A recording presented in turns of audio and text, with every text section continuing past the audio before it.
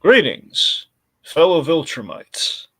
Blue Dragon 5 here, And Mutale Monenshiku. and we're back yet again we're back yet again to recap a brand spanking new episode of Invincible. Insert blood spatter here. Well, in this case, it's Alan the alien, but yeah, it's Oh, don't invincible. don't don't jump ahead, Mutale. Anyway, yeah, so we're here talking about the new episode of Invincible, or I guess the new spin-off show, Alan the Alien. It's a short-lived spin-off, judging by Yeah, the it's true. episode, but it's a anyway. Yeah, so this episode being episode three of the episode three of the new season. This missive, this machination. Yeah, so we're here recapping it, and this week we have Mutale coming on. So Mutale, how do you feel about Invincible period and how this new season's going so far? I really like Invincible. I really like the first season so much that I decided to read the comics. I haven't finished it, but I think I'm at issue 34 right now. And okay, and as far as like with this season so far, I think I'm really enjoying it. Like, just I don't know if I really love it being split with 4 episodes now, and then we get another 4 episodes later. But nevertheless, I'm still enjoying it, and I really liked this episode, which was halfly about Alan, and we just find out about how he became this like genetically engineered soldier to fight the Viltrumites. And the way he got killed was really awful. But I guess, yeah, he's probably going to be coming back. And I really enjoyed Mark going to college, and as well as his mom still struggling to deal with Nolan being who he really is, and particularly how she can't grieve because he's not dead, and that just being a struggle for her. And I also love the ending. That's what makes me really excited for the next episode. Oh yeah. All right. So yeah, in this episode, I keep finding it impressive how Kirkman is tackling the text on this one. Yes, that's been the most fascinating thing with Invincible. Where and I want to be clear, when I came into Invincible, I did not really read the comic initially, but after the first season, I kind of went through. Basically, I read through the whole thing because Okay. Invincible does have an ending. It's not like an ongoing like there's Yeah. it's a long spanning story, but it does indeed have an Yeah, ending. it is. Yeah. But now I did this. I read through once, and I promised never, like, kind of promised myself I'd never go back to it, so I can be surprised with how we readapt it, kind of going Okay. forward in the show. So I mean, I have like, so this episode did bring back like this season's been very much like it's kind of sparking some stuff like yeah that was from the comic like oh yeah, and then we've kind of circumvented a lot of stuff here. So yeah, Yeah. it's just really fascinating that Kirkman's kind of doing like an under the red hood here with his work. He's been very much given like a bite at the apple here to adapt to bring to life and kind of change things. I mean, for the most part, especially just with the first season, just looking at it like on its own, I mean, it is. I think it is an improvement from the book, and that's not like a substantial thing like the boys versus the boys comic. That one's night Yeah. and Yes. day. This is Yes. just like it feels like Under the Red Hood, where we've kind of perfected it a little bit. Given like Hmm. a runtime kind of more cinematic kind of vibe. So I've been impressed this season, and this episode definitely keeps you guessing. We as we're moving the plot forward, Mm. and overall, it's like an intimate episode that ends pretty big Yep. twice. Ends pretty big Yeah. twice. Yeah. Yep. Okay, so let's start breaking it down here. So we returned to college, and last season, very infamously, the college episode was the weakest episode of the bunch. So this was we're earning some points back here. Yeah. Yeah. It's true. Yeah, we're I think we get two big things in this episode. One, Mark with the return to college, we get two big things. One, Mark's growing up. He's literally throwing away the toys, except for Seance Dog, because Seance Dog is awesome. Yeah. Yeah. But seriously, I mean, I'll admit the toy bit was very sad. It was a sad bit for me. But him saving Seance Dog, I thought was a really classy call, and it does pay off nicely by the end of the episode. Mm-hmm. Mm-hmm. So he's deflowered by Amber in a loving way, Yeah. and so that's it's a little too. here's something to before we get to the second part of like what we get from the return to college. With the sexuality of this episode, it's very charged to say the least. Yeah, yeah, it's coming from all sides. This episode, yeah. And I guess Amber asked the very important questions because I mean that's always the thing that people always say with Lois if she has like sex with Superman because he's so powerful it's the that old Mallrats question, the kryptonite complex. yeah, and it would make sense for her to like ask that question with Mark. But that's the thing, though. That's what I love about Invincible versus some of the boys. And I like the boys, but yeah, I'm just saying, there's always the debate about what do you like better, Invincible or the boys, between the two Amazon adaptations. And I think they're both great, but the boys is like the most cynical take on superheroes ever, where Invincible is rather hopeful. Basically, Invincible is grounded. Invincible's the grounded take on the superhero thing, where it's like, well, in real life, if you had powers and you punch somebody, there's going to be a lot of blood. It doesn't mean it's like Yeah, dark and we're doing sadistic things here. That's just what's going to happen. yeah, So it's superheroes in our world. That's essentially what Invincible is. It's very much Incredibles logic, only beyond PG-13. yeah. I guess with the boys, I guess as far as comic book wise, I haven't read the boys comic because I've just heard okay the things I've heard and seen about it make it look really bad, That's the and thing. like the It's like show is yeah.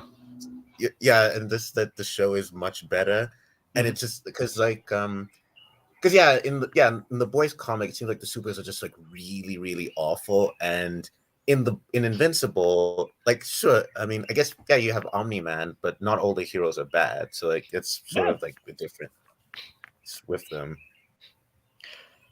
So here's something interesting with all that. So with Invincible, with the violence and everything, is that Kirkman did an interview recently, which I found very interesting. 'Cause this episode this kind of brought about the last episode kind of started this track, and this episode fully kind of I think really established it for a lot of people. Is that there were some sexual components to the Invincible comic. Nothing obscene, but Yeah, stuff. yeah, yeah, Kind of like what we saw here, only maybe slightly more uncensored. There was nudity in the Invincible comic, not graphic nudity, not nothing crazy, but again, you had moments like with Mark and Amber. yeah. So with that, it would seem, we kind of Sorry, we kind just of sorry, mock.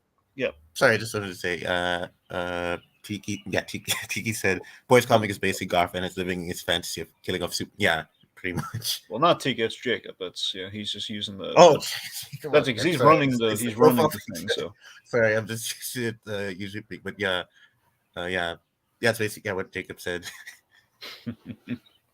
indeed. So that's the thing. So we have the narrator here. The narrator is Paul F. Tompkins, who I'm a little look.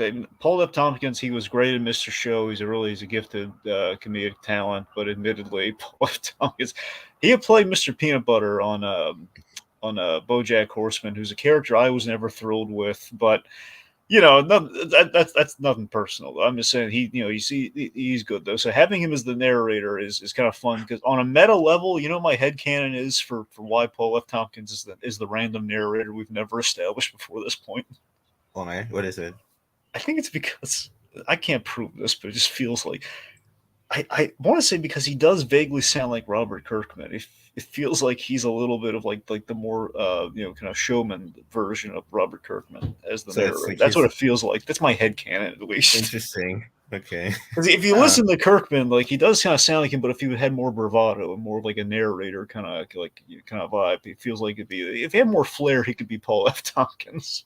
okay, I'll keep that in mind. Okay, anyway, what I'm getting at is we redirect focus when things are getting a little hot and heavy out of respect and in a nice kind of classy way. We kind of cut away, and it's really funny. I have no compunctions with doing that, but it Yeah, brought yeah. about this thing in an interview where Kirkman has essentially said that yeah, basically with Invincible, in the adaptation, it's making fun of the censorship thing that I think we've all collectively have experienced where it's like on TV you can get away with the most violent things ever. Like you can watch Supernatural, you can behead vampires all the live long day, but you have any nudity, you It's like know. no.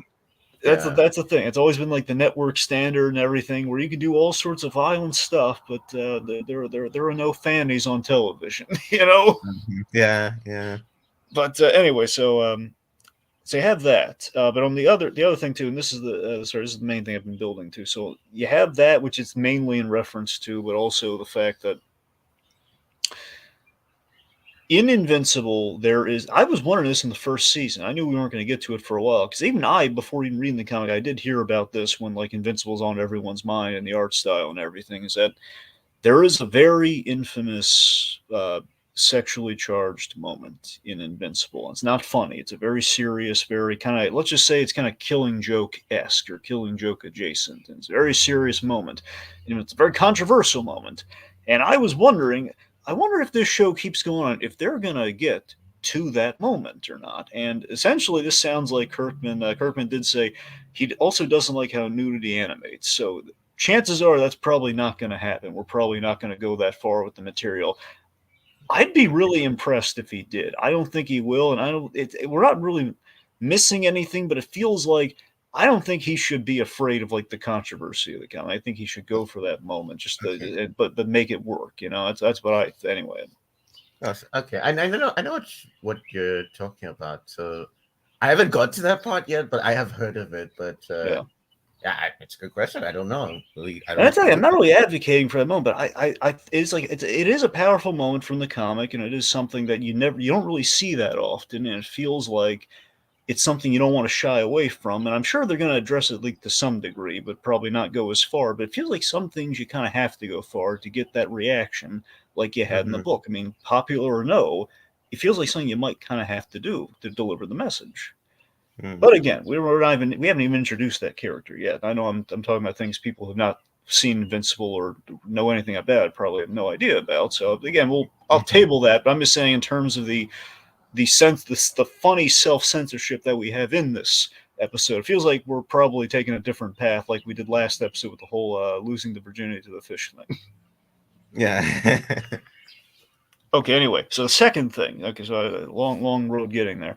So two big things from Mark revisiting college. So one, he's growing up. Two, William. William reminds him that it's okay if he goes off to save people because in the last college episode we had, he didn't do that, and his boyfriend got turned into like this horrific living weapon. You know, put in the operating Yeah. table, so he turned into the zombie like A weapon. He's cyborg. finally getting his head on straight. It sounds like. Yeah. Mm. So I think it was meaningful, kind of coming back here and like redeeming a lot of the. Plus, Amber was a lot more likable, you know, even in the brief Yeah, bits I that we got noticed here. that. Uh-huh. How you been feeling about Amber's progression this season, anyway? Yeah, I like it. Yeah, because she was really insufferable in the first season. But yeah, I'm liking her here right now That's the so thing with far. Amber, though, isn't it? Just like she was. I felt in Invincible until that college episode, until episode 6. I thought she was really. I was on board with Amber. I liked her. Like Zazie Beetz, great actress. You know, she was doing a great job with her, making her very likable and you know, we were kind of doing the Dana from Batman Beyond thing, but we were kind of like giving her more of a voice, you know, instead of just letting her be in the background. And then when the college episode happened, it all went down the toilet. Mm-hmm. Yeah. Okay, so that's the thing. As things are getting hot and heavy for those two, we shift the whole narrative to space, and not just space. We follow Alan the alien. Mm-hmm. This was genius because you know he even built up in the marketing. You know, he checking in with Invincible during the you know like during like this. Oh, well, how's the animation process going? Well, Oh yeah, yeah, I remember that. It was the teaser was really good. mhm. So here's the thing. I because of that, because of that, and just this is where I get into like the vague memories of the you know of the comic here, where it's like I knew we were gonna have the reveal that she yeah exactly so the reveal that she knew who Mark was all along undermined everything Amber said about him in the first season, where it was like she was mad at him for the secrecy, and now well, why was she mad at him for the secrecy if she knew the whole time? It's just these two things do not compute and they don't mix well. You know, it's like you're mad at him for saving people. Mm-hmm. That was very unlikable. It was just it was I speculate it was, and this is the, I speculate they did that so we could have a clean break to Adam Eve, but then we kind of did a really bad patch job. And like, and she's kind of forgiven him after he's gone through a trauma, so like they're back together. Says, well, that's really, I don't think that's a good reason to get back together. Yeah, it is really isn't. However, I mean, I like them together now. You know, I think we've undone a lot of damage there, but I think right now what we're doing is like eventually you'd imagine. I mean, they don't have to do this necessarily. It's going to be really weird if they don't. He and Adam Eve do get together. They get along Yeah, famously. yeah, yeah. She's There his is like Mary a Jane, you know? yes. They do it like a love triangle thing. If I remember, yeah, in the comic, I think they go to Africa and there is like a love triangle thing that they deal with. So Yeah. interesting how the show will deal with that. Yeah, so that's going to be. So it's interesting though. Like now we've really given them like before Amber was like very much like a clean break, but now there's definitely going to be a triangle going on there between the three of them because you have like two really good options for old Marky. Mm-hmm. There. Anyway, I'm trying to remember where I was going. All right, so remembering the comic, I do remember there are chunks of that story after we do essentially what the first season did. Basically after we tell our first season story, there is a chunk in the comics where we check in with Alan, see what Alan's doing in space. And Mm-hmm. the fact that we're doing like a whole episode of that already was like, okay, I guess we're here now. Yeah. And we get his backstory, and his backstory is really cool. He's essentially kind of a cross between Adam Warlock, the Green Lantern Corps, and Captain America with the Super Soldier program. Yeah, that's true. That's actually true. Yeah. Yeah, I it's was a just gonna really say it's a Super really good Soldier, but then you brought combination. like Green Lantern, Adam Warlock. I'm like, oh yeah, yeah. This is Because that. think about it, he's kind of developed. He's kind of developed as a weapon, like Adam Warlock. Like the whole thing is like essentially is like a soldier. So it's very kind of little Steve Rogers s there. He's the only Mm-hmm. one. He's the only surviving one, the only one of his kind, exactly like Captain America. And he kind of ends up, like going around being the planet inspector, kind of like a Green Lantern. Oh yeah, yeah, that's true. Yeah. But yeah, his origin's great. I like the layers that we've given him. We're not just making like a jokey character. Alan the Alien's actually a really cool character, and I'm not saying there's like a massive fan like knowing everything about Alan the Alien. I'm just saying like I liked him in the first season, then just kind of really getting to know him here, and based on like the idea this guy is going to come back, and like I'm really growing to care about Alan. I feel terrible what happens to him at the end of this episode. Oh boy, it was like so brutal. Here's what's fascinating to me on the rewatch, and I don't know if you had it. Did you get a chance to rewatch the episode? uh, yeah, a little bit. Yeah, I did. Okay, so here's something that jumped out at me. It was really interesting. In the backstory, we address the whole reason he's a planet inspector is that he's no match for the Viltrumites. Oh yeah, Basically, yeah. this guy it was designed to be the weapon, the Adam Warlock, to go up against the Viltrumites and be like a Mm-hmm. deterrent. He's a faulty deterrent. He can't win a fight against these guys. And we kind of set this up in the first season, like he tangled with Omni Man once. Thankfully, he didn't die, but he tangled with Omni Man once. Yeah. So yeah, it's this guy is so interesting that we set up this guy has no match and he is destined for failure. If so, when he goes out there and he's facing down the Viltrumites, he knows for a fact he has no chance, which is kind of interesting. He's going into that fight knowing he's gonna die. Yeah. Not just like the whole, oh, I'm going to give it my all. I mean, he literally knows I like I didn't stand statistically, a I'm chance. doomed. I'm effed, man. Mm-hmm. I really like getting to know Alan though. Like Alan has the girlfriend Talea, voiced by the great Tatiana Maslany. Oh, oh, that was her. Okay, Yeah, yeah. All she right. was the she was the Maybe. fish queen, and she is also Talea here. Okay. If I actually watch it again, I'll try to pay attention, like see if like if that's her voice, because I didn't notice that. Fun fact: Actually, second blue alien she has played. what was the other blue alien she played? From Guillermo del Toro's Netflix show. She in Three Below. She played the main alien character in Three Below, Okay. which is Three Below. it's really good. She's really good in that. That was my introduction to her. Honestly, it was the Three Below thing. Everyone goes like, I think it was the Orange is the New Black or something, but that No, was Orphan Black. Orphan Black. That's Sorry, you're the right. one for Orphan. yeah, So yeah. I That's keep, what I I keep just mixing posted that better one for. up. But yeah, so that was the big. Everyone was kind of like singing her praises for that. I mean, I knew her from that in the Perry Mason show before She-Hulk. So Oh yeah. She was also in that Perry Mason I did show. not care for her character, and that's not necessarily her performance. I just didn't like how her character fit into the story of Perry Mason. But that's just my opinion. Okay, I thought it was okay. I guess for No, I me, it liked the just show and I liked the mystery. Just her subplot, just yeah. didn't like. It was wasted screen time to me. Where Actually, I get what you mean the more I think about it because I haven't watched I didn't watch that season in a while, so just trying to yeah. remember. But yeah, I remember. Yeah, it wasn't the best part of that show. Okay, so Alan here. Alan he brings up to the coalition of planets who we shouted out in the first season, and Thetis, I believe. I keep wanting to say Thaddeus, but like the D's in the wrong. It was I Thetis. keep thinking it's fate. So Thetis here. He is voiced by. Did you recognize the voice on Thetis? Yes, I did. The Who great was it? Peter Cullen. Peter Yeah, Cullen, Optimus Optimus Prime. Prime, baby. Is I think has he like I've only seen him voice Optimus Prime, so seeing him voice someone else was a little weird. But like with who he was voicing, it made sense. He did have that gravitas that Optimus Prime normally has. I was rewatching Megas XLR recently, and I think there's an episode where Peter Cullen guest stars. Which one? Which Well, one? I Which think it's one? the Transformers parody episode. I think that's the joke.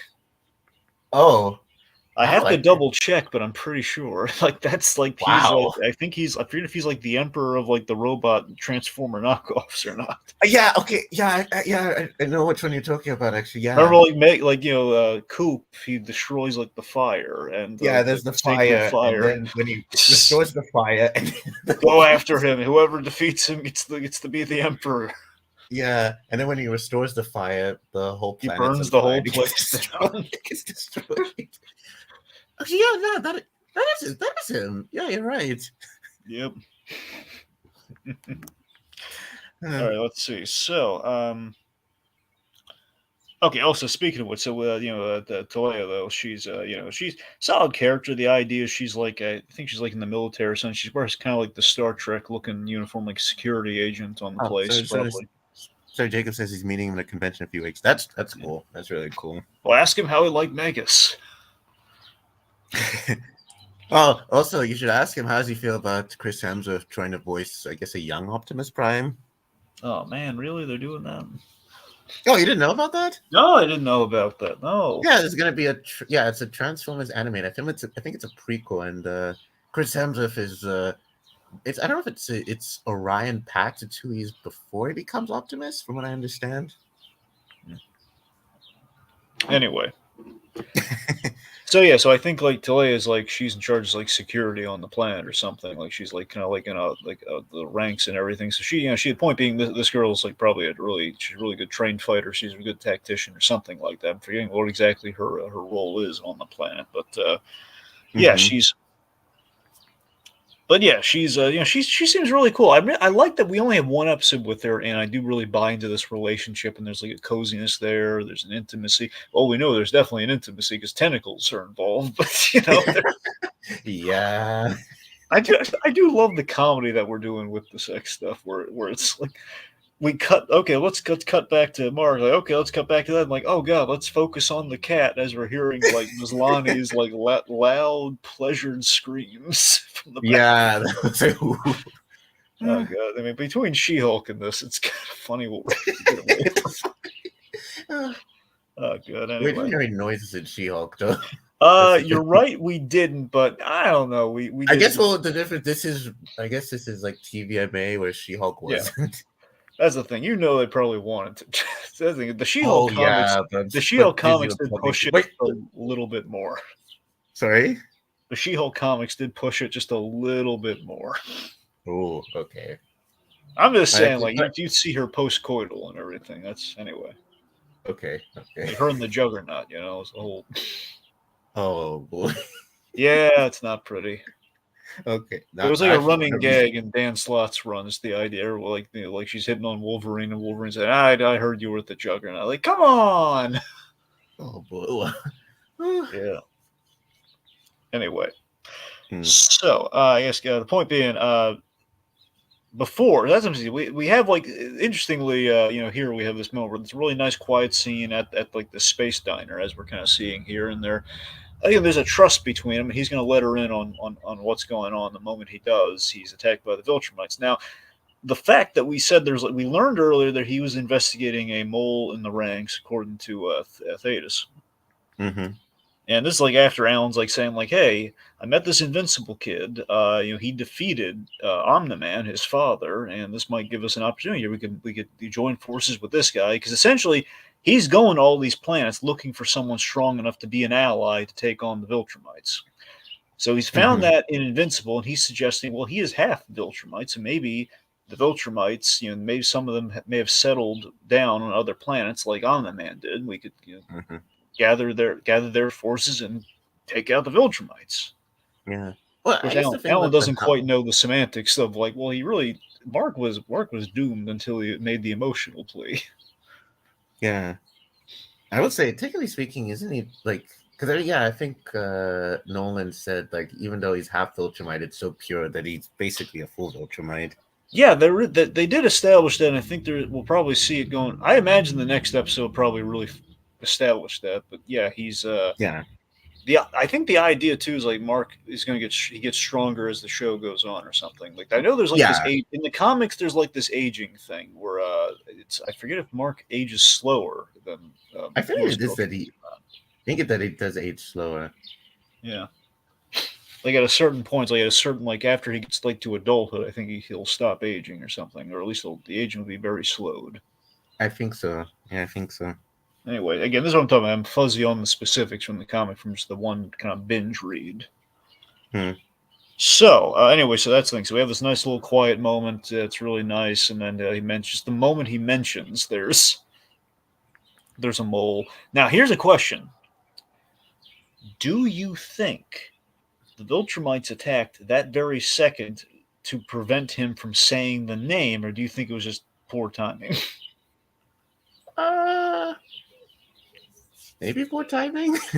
Yeah, maybe it's poor timing. I mean, do you think the Viltrumites wouldn't care about protecting Thetis? Plus, they're going to kill this guy anyway. But that's the thing. I think they probably wouldn't care. But if they did, to protect their informant, they would probably have to act, in that second.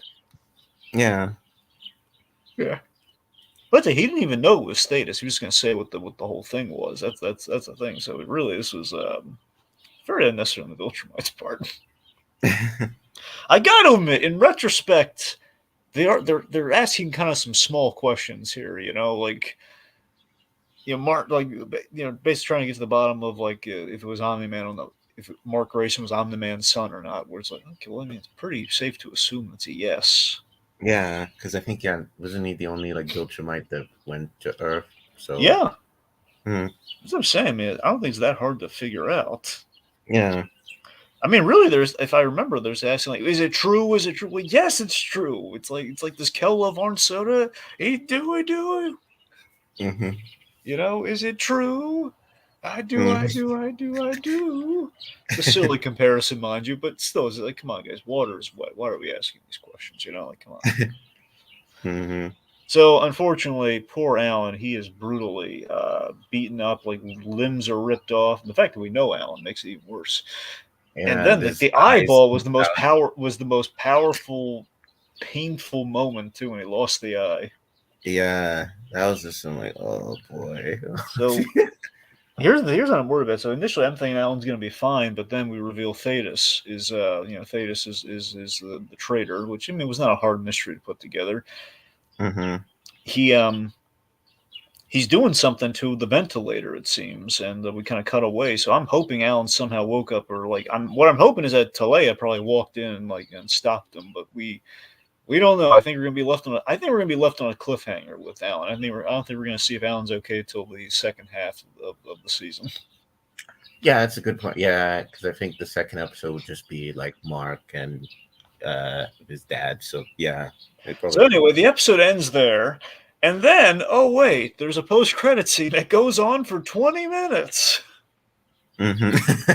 Yeah, this was a very Yeah, interesting choice, Mutale. What did you think of this?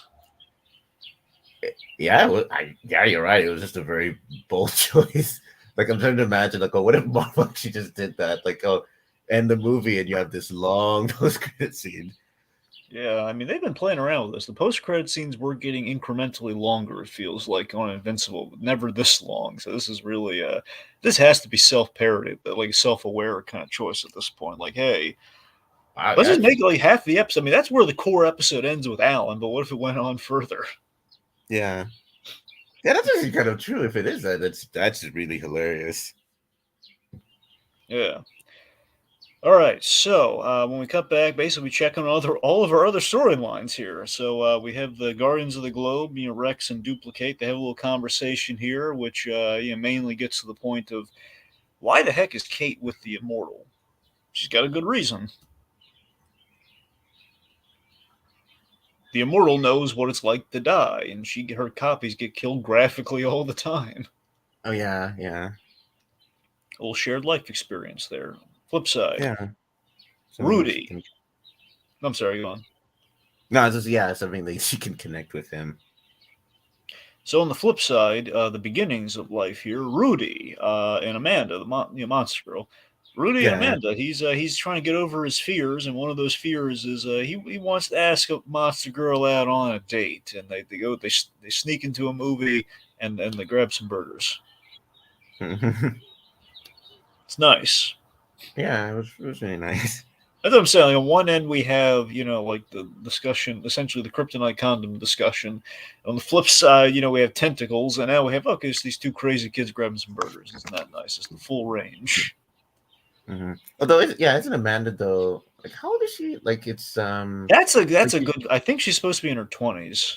yeah, and I guess Robot is just well, I mean, Well, he aged he's himself in, to be appropriate to her age. yeah. So I guess are they really kids He's like or 13, I think. I think he's like 13. She's like in the age of 12. But here's the thing I want him to address, though, with the Monster Girl thing, because this is just driving me nuts. yeah. The whole reason Rudy did this to himself was to help her with her problem, and because we had that line in the first season that if she pushes if she keeps doing the monster form, the whole monster girl persona, it'll age her down. That's essentially why she's like in the body of Oh a 12-year-old. So she warns, like, if we do yeah. more of these training sessions, I'll be in diapers. So the fact is, like, even the training sessions are going to push her to that limit. Like, what I'm wondering if it works like the character in Gen V. Like, can she do something to kind of bulk her age back up afterwards? Like, no, is like, how does that work? I don't. Yeah, I don't know. I guess we'll see. I guess we'll see what Like, they did do. he What they fix do. her? Is he gonna, like? I wonder if we're gonna help her out. That's the main thing I want to know with Monster Girl. Like, are we gonna help her out? Okay. Yeah. Sure. Probably. Also, Grey Delisles, the Grey Griffin. She's doing an excellent job as Monster Girl. Yeah, she's really good. Yeah. Okay, so Debbie, oh, poor Debbie Grayson. Oh yeah. Yeah, Debbie. She was given a card by Olga, the Red Rush's spouse, and essentially it's the spouses of superheroes support group, and presumably it's all like deceased superheroes, most of Yeah. which probably killed by Omni Man. Yeah. He's supposed to be So the. in retrospect, Olga probably should have realized this might not end well, Yeah. Yeah. but she's trying though. But hey, actually, Yeah. let me The ask you best. this Yes. Yeah. question: do you think she gave her that card genuinely to help her, or do you think that was like, because there was a little thing in the episode where she gave her that card? I was wondering if there might have been a sinister undertone or anything there, and I wonder if perhaps that's genuinely trying to help her, knowing that she was in an impossible situation, or is that you really need to know what you did to us by not figuring this out? Uh, I Like, think is it a there's. punishment? I think there is a. I think maybe it is a punishment because that guy was like upset about And she had to know that guy was in the meeting. yeah. Uh, I think there may be some. I think okay, maybe there's some sinister aspect to it, but maybe afterwards they will start to actually feel bad because she didn't know about Omni Man and she's just trying to cope with the reality of the situation she's in. I guess Yeah. that's how I see it. So, course, the wonderful Sandra Oh, she's always a power player in this show. She gets a lot of really great material, particularly in the first season with the whole mystery subplot. Yeah, And here we're doing grieving in a really interesting way because as you said, with the whole spouse being here, like her spouse is not dead, and he's the yeah, one who made all these poor folks widows and widowers. yeah. Because yeah, I think that's the thing I really liked how she just I can't like move on and grieve because he's still out there. Like it's even like it just like imagine it's like even if like say you're married to someone and then say that person is not who you thought they were and then they leave, it can be a really tough thing like for you to try and move on from that. So that's the thing I just thought that was really good and very emotional. Yeah, I mean, let me ask you this, Mutale. You're in this situation. Debbie Grayson's husband kills your significant other.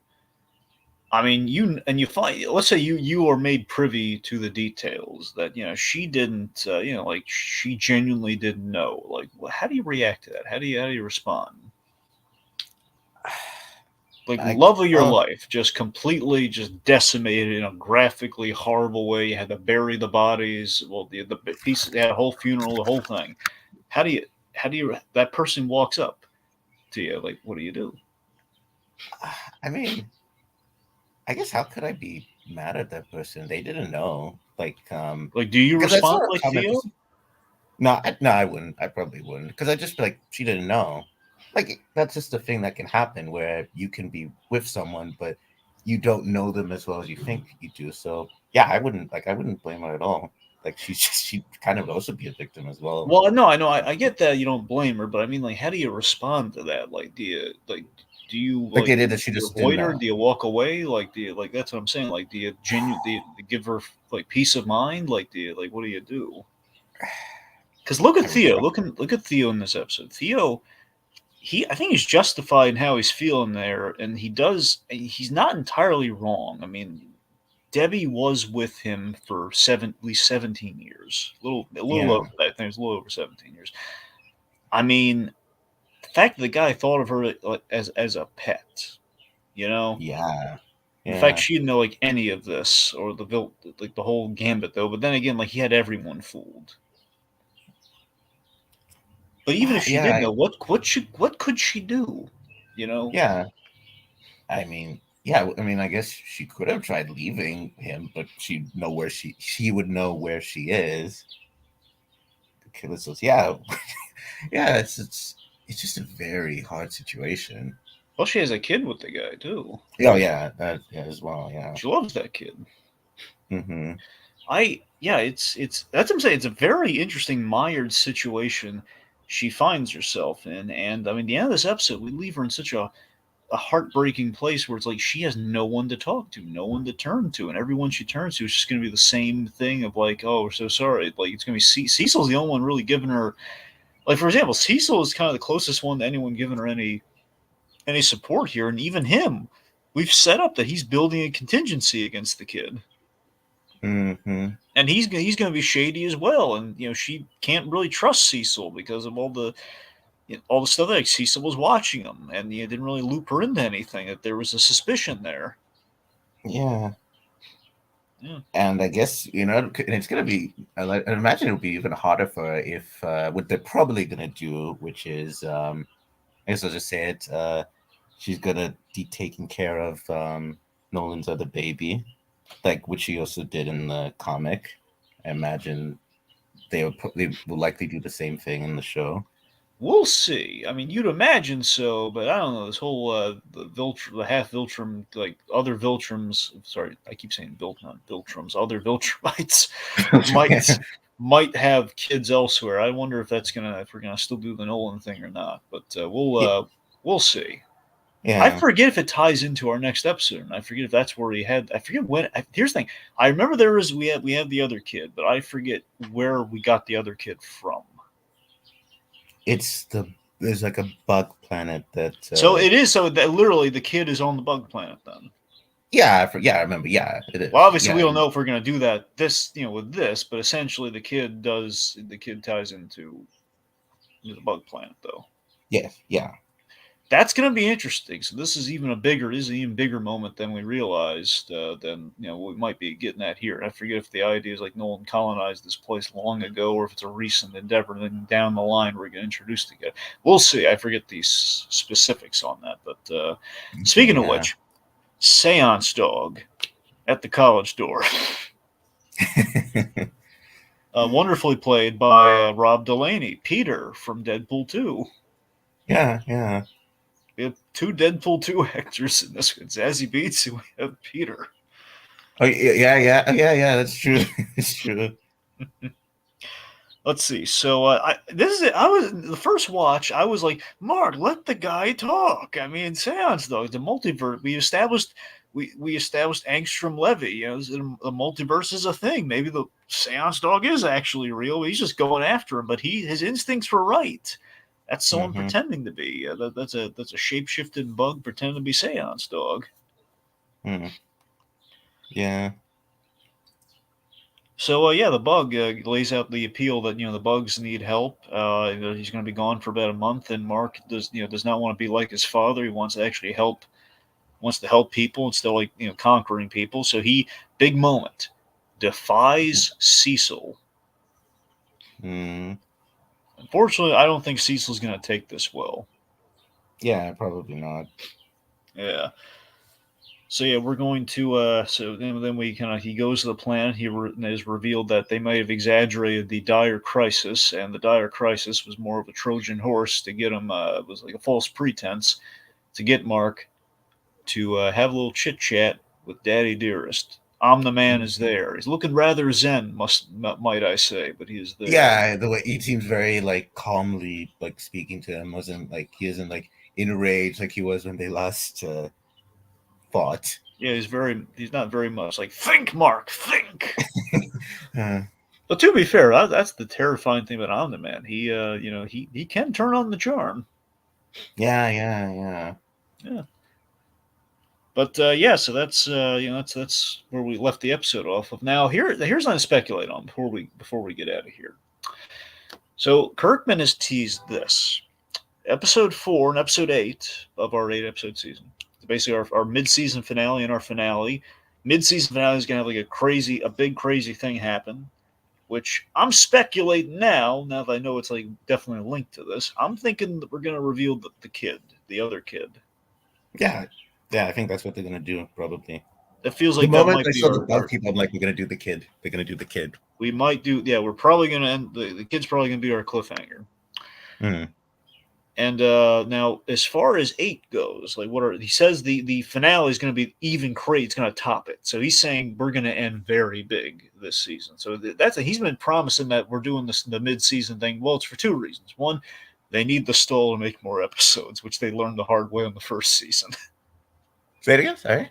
They need the stall to make more episodes, which Oh they yeah. learned the hard way on the first season because they put it out there and they figured, okay, we're gonna make more, but people just don't like it. People ate it up and they loved it. So it's like, where's the next season? It's like, guys, we just put our hearts and souls in this first season. You want us just to come out with 2 next week? So it's going to take Yeah. them time, but they are planning ahead and they are planning a lot. Mm. Yeah. So in terms of what 8 could be, I know the big thing. We teased them visually at the very end with the whole the true origins of Viltrum thing. Hmm. Uh, I don't think we're gonna. I'd be shocked. I'd be amazed, but I'd be shocked if we did Conquest at the end of this season. Conquest. Long story short, is this essentially is Invincible Tuesday and Bane with a mustache. That's Conquest. Yeah. I think I don't I think think you've he. gotten to him yet.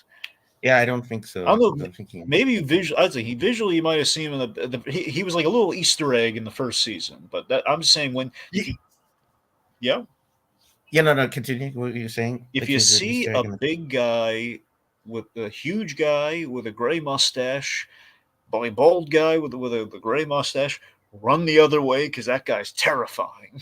Oh yeah, I think yeah, Trust yeah. me, I that think guy is not to be messed with. Again, Doomsday with a mustache. ooh. But yeah, so he's Okay. here's the thing: because of the magnitude of that guy, I think he's more season three material. I think he's going to be our big guy for season three. I'm thinking season two is just given the fact we introduced him, we're building up. It's got to be the Angstrom Levy thing. We're probably going to do that story for our season Mm, two finale. That's probably what we're doing. yeah. How we're going to adapt that and where that's going to go, I mean, that's a question because I mean, it kind of makes sense that we're doing Angstrom Levy because I do remember that I believe the kid was there during that confrontation. So if he's going to be there, Yeah. it would go hand in hand. Hmm. Anyway, yeah. So that's the end of this episode. So any parting words, Mutale? Uh, Nothing other than this season's really good. I hate that we only have one more, and then we have to wait till next year. I'm not sure how long that will be. Well, I think it's gonna be early next year, but Oh, still, oh, okay. Oh, I okay. don't. All right. Might in a perfect world be January, but let's face it, it's not a perfect world. It's not gonna be January. Yeah. I guess also, I guess the other thing I'll just say is, do you really do you think we really need the live action movie that I think was it Robert Kirkman who said that it's still happening? Because I feel like with this It show, was it's already probably Seth. It was probably Seth Rogen and Evan oh Goldberg. They Seth produced. Rogen. I'm saying they produce it, so they probably mentioned that it was. Yeah, Seth Rogen. Like I'm just like Um, I don't know. Here's the look. I mean, for me, I'm satisfied with the animated show. I don't think we need to do it as a movie. But I think the question is, do they just readapt it as a live action movie like the first season, or are they saying it would be something like in conjunction with this? Which I don't know. I don't. yeah, that's my thing. It's just are they going to try to readapt it or I don't know do I something? just I really hate that we've and this is all over the place with the Disney live action remakes and everything. I was like, why do we have to make it a live action for it to get any class? For example, I love we as I think we all do. We love the animated Avatar: Last Airbender series. We do. You know, Yes. it's great. It's wonderful. Ignoring Shyamalan for the moment here, that was a movie. But let's just ignoring Shyamalan. You have the general lines, the looky loos, the Netflix bunch. You know, like my like the demographic that's my grandmother, for example. She loves The Witcher. You know, something Hmm. like she's open for Netflix content. So I showed her the trailer for the live action Avatar series they're doing on Netflix. I'm sure she's gonna watch that, but I can't for life. I don't think I could get her to watch the animated Avatar. Okay. You know, that's the thing, and, Uh, and I want to be clear. She's watching Invincible, so I mean she can't watch animated stuff. But I'm just saying though, it's like a thing where it's like it feels like more of like you're gonna watch. It's like a 3 season show. It's a whole I don't know.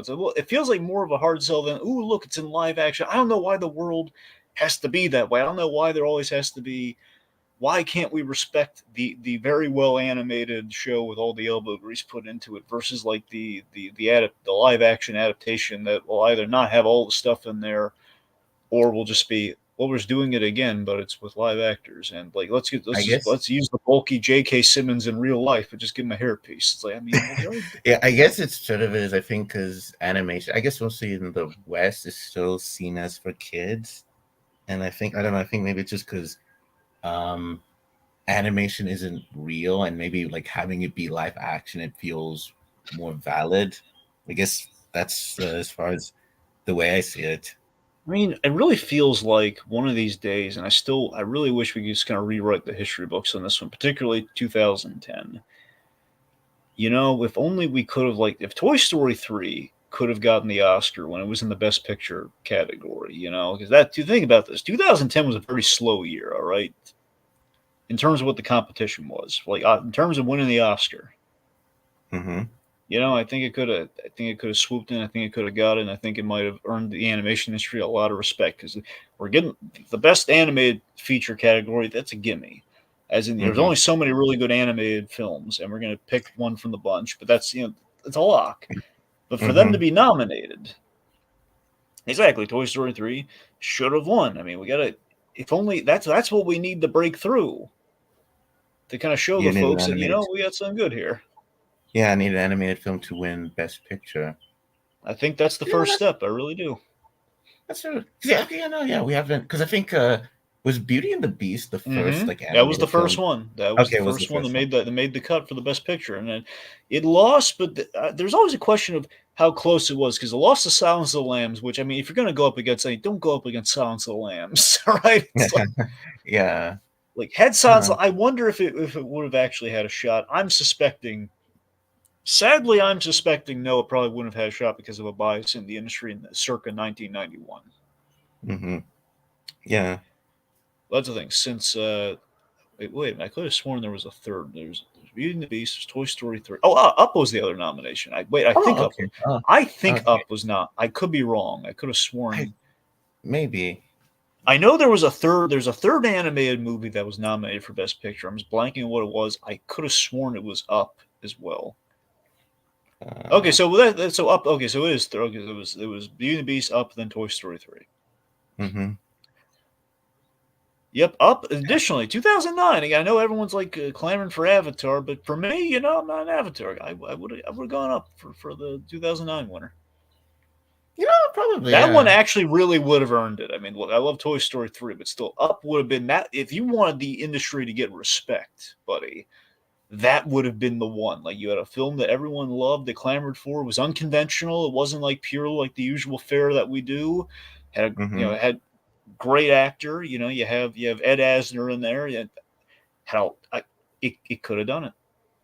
hmm You know, I wonder There's a if multiverse maybe, for you, buddy. yeah. Well, speaking of multiverse, I was gonna say, what if maybe the next. Do you see Across the Spider Verse being not nominated for Best Picture? Across, no, because it's in the two parts. Oh, okay. Oh, yeah. Okay. Into the Then Spider Verse, I think. I mean, look, I'm trying to think of 28. yeah, 2018. Let's look. I mean, for me, I would have said yes for 2018, but that's I a lot. It had stiff competition because Black Panther was nominated. Unfortunately, it didn't win, but it was nominated. hmm Honestly, though, if you asked me between Black Panther and Into the Spider Verse, I would have said Into the Spider Verse because I think we covered a lot of ground in that movie. Yeah, that's true. I think we said a lot of important things in that movie as well. So Mm. if that were And nominated, it I'm and it not. really did affect like it has changed like animated certain Mhm. animated films the way yeah. So I would say that film was important enough, and I think was a big groundswell for Spider-Man, and just like what we can do in the medium to earn a nomination there. Now, whether or not it would like maybe outs Black Panther for that nomination spot, I don't know, but I'd say, look, in my opinion, I think that's a little more important than Black Panther in terms of just what we just seeing the grand sweeping change that we got. Where don't get me wrong, Black Panther is great and it was a huge movie, but I don't know. I have to see what the other nominations were to really handicap from there because you had that, you had Get Out. I know a lot of people are going to jump down the throat for saying it should have replaced Green Book. Maybe so. I like Green Book. I like that it got like an award. I like Did it Green have Book. to be the Best Picture Oscar? Probably not. But I like that it Yeah, got an yeah. award.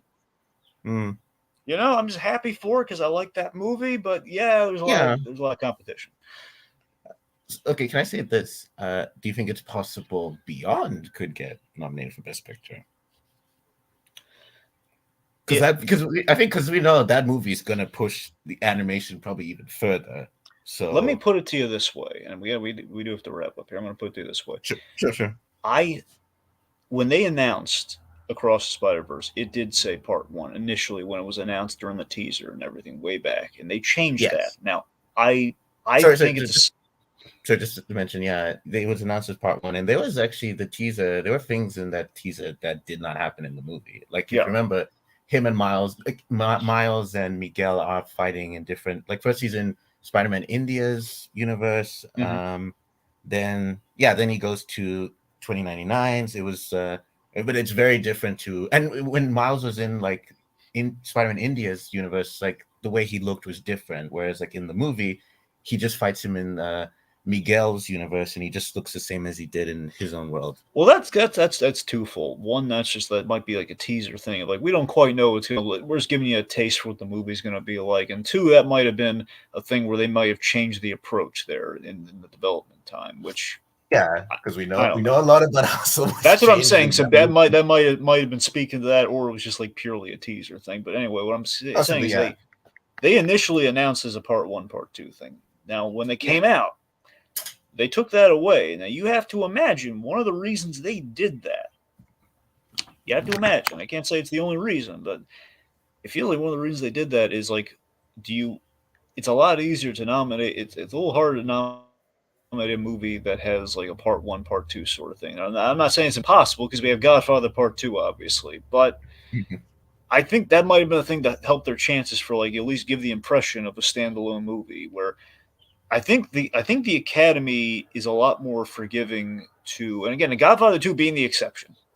Mm-hmm. The ends of trilogies that do not have like parts in the name, I feel they reflect fondly upon. I'm not saying it's an exact science. I'm just saying like it feels like we can bring home a trilogy. Like they like a good ending to a third act structure. I don't know. Then again, you have movies like The Dark Knight, and you have like that's the thing. You have movies like The Dark Knight, and you have like The Godfather Part Two. I can't remember. I don't think I'm trying to remember if The Dark Knight got nominated or not for Best Picture. No, it didn't get nominated for Best I Picture. think it didn't get nominated. I think it feels like we're very scarce on the sequels with the Academy Award winners. Again, Godfather Part Two probably being the exception.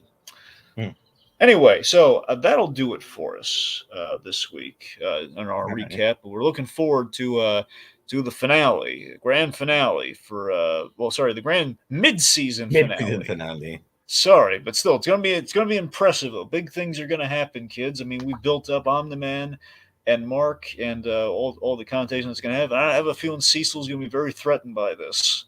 And I'm thinking big stuff's going to happen in space. And when Mark comes back, the second half of 2, he's going to come back to a very different status quo. Yeah. All right, kids. Thanks for tuning in. Goodbye. Right. And look away. Paul F. Tompkins says, look away. Oh, the tentacles. Look away.